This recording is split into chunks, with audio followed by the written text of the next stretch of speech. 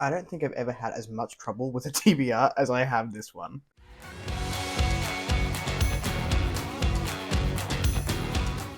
Hello everyone, welcome back to a fictional escapist. My name is Kris, and today's video is the February TBR of 2025. Now, when I went ahead and made my rules for the year, thinking about 5 books that I would for sure, nothing's a guarantee, right? Get to in each month, I didn't realize it would be this hard to pick the books. I think I've been thinking about this TBR for like 2 weeks, which as a Virgo is just mind boggling to me. I know I've been leaning more into mood reading, but I also have a business now, and a lot of that reading time is being taken up with things like beta reads and alpha reads. So in the month of February, I have 3 beta reads that I've committed to that I need to make sure I'm doing my very best at and giving the authors the product that they have acquired through the website. So it's been a very interesting time to build a TBR which matches all the rules and realistically what I can do throughout the month. And I refuse to put Dust of Dreams on another TBR. So here we go. Here are the 5 books within the categories with a couple of caveats for what I expect to get through in the month of February. So to start us off with our TBR, we are going to go with continuations, which I think this will be my only continuation, and I haven't decided if I'm not finowing it at this point.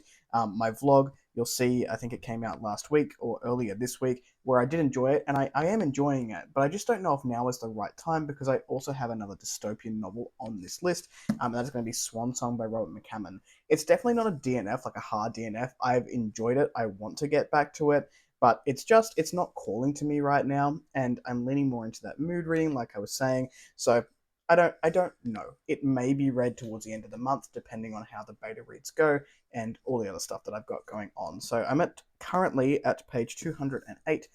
My focus, so the time of filming it is the 26th of January. My aim at the end of January is just to smash out the rest of Dust of Dreams, which I'm still at like 68% at, so I've got a fair way to go. I think it's like 7 hours in the book and 5 days to do that in this coming week. So this is being put to the side for now. It may be read in February if I get any extra time. At the moment, I don't know. Which leads us into what I'm actually reading at the moment. So what I'm I'm in vlog mode. What I'm going to be reading in this coming month. So the new thing that I'll be reading, our one new thing that I will be picking up in the month of February is The Memory Police. This is by Yoko Ogawa, and I apologize if I butchered that pronunciation. I'll be reading this one with Ryan. Now, this is something we're going to be reading together. I don't necessarily think it's a buddy read over at the podcast, but it is something that we're both interested in, and Ryan wanted to read some more Japanese translated fiction.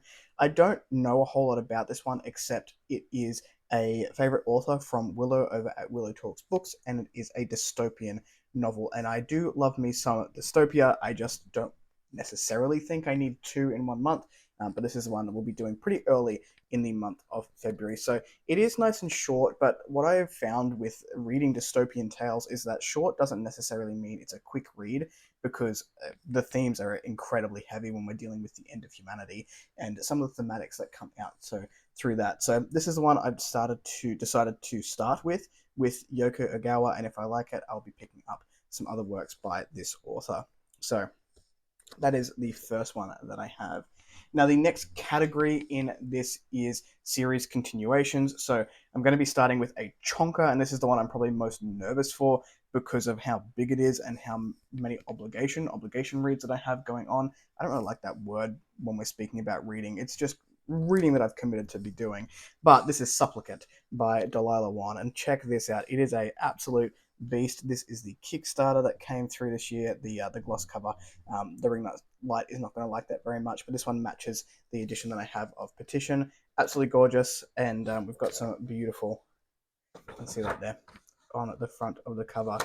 Really looking forward to this. I think Petition is super underrated, and I would like to get to Supplicant. I will probably read this in a combination of this physical copy, because we are getting better. We are manifesting that we read our physical copies even when they're very pretty, because therefore reading, and also the e-copy because I do have both through the Kickstarter. So I'm very much looking forward to that. One that I definitely will be reading because the arc came in yesterday or this morning, depending on time zones, was the Sorceress in Exile by D.H. Hoskins, and this is the follow-up to A Council of Athesia, which I absolutely loved, one of my top reads of 2024, and that has landed in my Kindle today. So I will be picking that one up in the month of February for the ARC read to rate and review. Now, I also do have an audiobook, so this is what I mean when I say caveat and being difficult to pinpoint 5 books, but I'm currently listening to The House with the Golden Door, I think is what it's called, by Elodie Harper, which I've put up here. I just found out that she is releasing a book, I think it's in September, called Boudica's Daughter. So I would like to get up to date with this series, the Wolf Den trilogy, before that time so I can jump into Boudica's Daughter. I know a little bit about Boudica as a character. History goes in one ear and completely out the other, so my knowledge is very limited on that character, but I have Boudica by Amanda Scott, the first book behind me. I don't know whether I want to read that first or just jump into Boudica's Daughter by Elodie Harper, but I trust Harper to write brutal yet very, very beautiful books. So I'm 8% of the way through The House with the Golden Door at the moment, and I'm really enjoying it thus far. So that will be read, it'll be listened to in the month of February. That's pretty much a given because I've got more driving time now, so I can get a couple of audiobooks in, if they're shorter, in the month. So the last category that I have for the TBR is review copies, so I want to do 2 per month. The 2 that I've picked for this month are on the shorter side. The first one is The Legend of Ah. This is by Aaron N. Hall, and this is getting a release, I believe, in February. I think it's the 25th of February. Don't quote me on that, but I'll be looking at getting this one done before that time.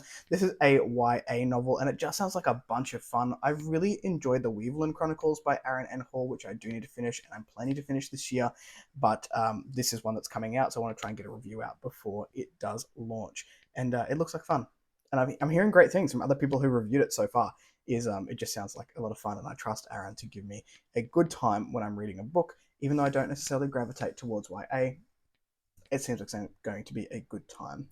And the final book that I'll put on this one as a review copy is another art copy, and it will be a Kickstarter coming out later this year. And this is Dance With Me by Livia J. Elliott.